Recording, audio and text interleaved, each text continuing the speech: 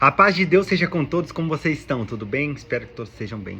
Queria compartilhar com vocês um versículo que o Senhor colocou no meu coração, que condiz com o contexto no qual assunto eu quero falar. Colossenses capítulo 2, versículo 20 em diante. Se, pois, estáis mortos com Cristo, quanto aos rudimentos do mundo, por que vos carregam ainda de ordenanças, como se vivesseis no mundo, tais como: não toqueis, não proves, não manuseis, as quais coisas todas perecem pelo uso, segundo os preceitos e doutrina dos homens, as quais têm, na verdade, alguma aparência de sabedoria, em devoção voluntária, humildade e em disciplina do corpo, mas não são de valor algum, senão para a satisfação da carne. Esse versículo eu acho muito forte, viu? E tanto é que poucas pessoas ousam falar do assunto porque ele é muito fino. O que eu quero dizer com esse assunto aqui? Enfim, né? Que o Senhor, na verdade, quer dizer para nós, né, na palavra, né? Mas eu só quero compartilhar o assunto.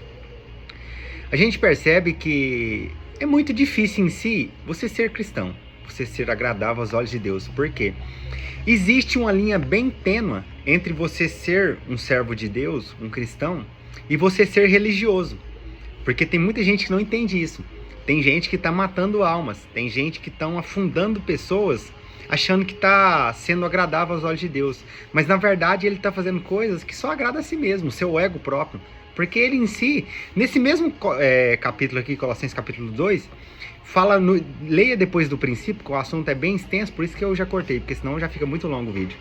Você vai ver que tem muitas outras partes que vai falar, tipo assim, para você não se colocar debaixo do jugo do homem, e sim do jugo de Deus. Porque o jugo de Deus, o jugo dele é leve e o seu fardo é suave. A gente não deve se fazer conforme o homem acha que está certo. Porque tem um monte de coisa que a gente sabe que é religiosidade. Agora, é claro, devemos ter equilíbrio e bom senso, que tem certas coisas que é complicada para nós. Por exemplo, mesmo, aqui está falando sobre a bebida, né? O álcool, por exemplo. O álcool, ele não é pecado. A palavra de Deus não fala que é pecado você beber. É pecado você embriagar. Só que, não sei na família de vocês, mas pelo menos na minha família, eu tenho tantos exemplos contrários de álcool. O álcool fez tanta coisa ruim. O álcool não em si, o ser humano através da influência do álcool, né? Ou seja, do efeito alcoólico. Então, ou seja, se as pessoas que eu conheço, e não só essas, e várias outras pessoas também fora da minha família, que eles não têm esse autocontrole, e quando eles bebem, a partir do momento que eles bebem, eles fazem coisas ruins, então aquilo não é uma coisa boa. Aí cabe a cada um julgar conforme a sua consciência, né? Porque não adianta eu falar pra você que é errado ou que você não deve fazer, se você vai se espelhar e achar que você deve fazer. Então, ou seja, cada um deve analisar os fatos e ver os pós e os contra. Porque, pra mim, algo não deve ser taxado como bom só porque ele traz emoções boas, ou seja, prazer pra nossa carne. Porque tem um monte de coisa aí que proporciona prazer, mas que destrói. Então a gente tem que ter esse bom senso e saber interpretar a situação. E o álcool, por exemplo, mesmo é um exemplo bem claro mesmo, que dá pra gente entender bem. Que tem um monte de família que perderam muitas coisas. Porque o pai de família, ou um filho, alguém em si da família, fez o uso do álcool de forma inadequada, porque ele não tinha domínio próprio, e acabou se perdendo. E aí cada um deve analisar a si próprio. Eu, particularmente, prefiro não beber, porque eu já tenho muitos exemplos contrários na minha família, que foi ruins, e são ruins até hoje. Tem muita gente até hoje que são escravos de muitas coisas, e começou com o álcool. Então cada um analise o que para você acha ser mais certo e tudo mais, só que a palavra ela é bem clara, a gente deve ter domínio, porque até o domínio próprio é um dos frutos do Espírito, só que tem gente que não consegue. Se você não consegue, então às vezes é melhor você não se envolver. Mas voltando a esse capítulo aqui, do versículo 20 em diante em si, a gente tem que ser mais maduro na fé e parar de se colocar debaixo de jugo de homens, porque tem um monte de gente que até se dizem líderes, mas infelizmente eles não estão fazendo nada conforme a vontade de Deus. Eles estão querendo apenas demonstrar poder, colocando fardos pesados, mas eles mesmos não estão fazendo nada. Então comece a ler mais a Bíblia, procurar mais conhecimento, porque o Senhor ele tem para nos dar. E ele dá e ele não cobra nada por isso. Tá aí, gratuito. Porque a palavra de Deus fala bem claro: o meu povo perece por falta de conhecimento. Conhecereis a verdade e a verdade vos libertará.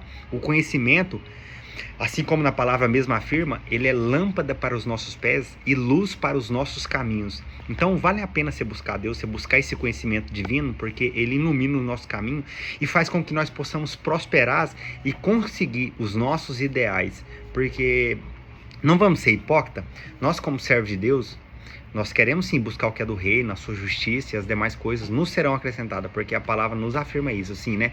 Mas nós como homem, nós também temos necessidade, e você ser uma pessoa diligente não é pecado não. Você ser uma pessoa que se empenha, que foca, que tem um objetivo e corre atrás do seu objetivo, e tem um equilíbrio para saber fazer as coisas na hora certa e não focar só no que é material, não é pecado. Porque isso é bondade também e misericórdia de Deus. Tanto é que em Eclesiastes fala que esse é o fruto do homem, do nosso trabalho. A coisa boa é, tipo assim, em Eclesiastes ela fala mesmo que o homem, ele se satisfaz com o gozo do seu trabalho. Então a gente tem que se atentar muito para essas coisas. E largar de ser menino na fé e começar a ser adulto. Ter mais sabedoria, mais entendimento. Só que essa sabedoria, ela só vem de Deus. Porque até o próprio Paulo, que escreveu esse capítulo aqui, ele fala em outro capítulo, em outro livro também, né? Que ele reputou por esterco o que ele sabia e recebeu o que era do alto, do céu, puro e verdadeiro. Porque às vezes nós, com os nossos olhares carnais, a gente olha uma circunstância e a gente acha que nós estamos certos na nossa razão. Só que Deus, ele não vê como o homem vê.